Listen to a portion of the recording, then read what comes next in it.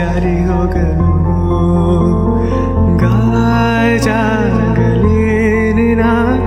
ನಿನ್ನ ಅಂದ ಚಂದ ತೋರಲು ಮಂಜಾಗಲೇನಿನ ನಿನ್ನ ಕೋಪ ತಂಪು ಮಾಡಲು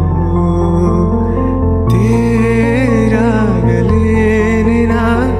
ನಿನ್ನ ಹೊತ್ತುಕೊಂಡು ಹೋಗಲು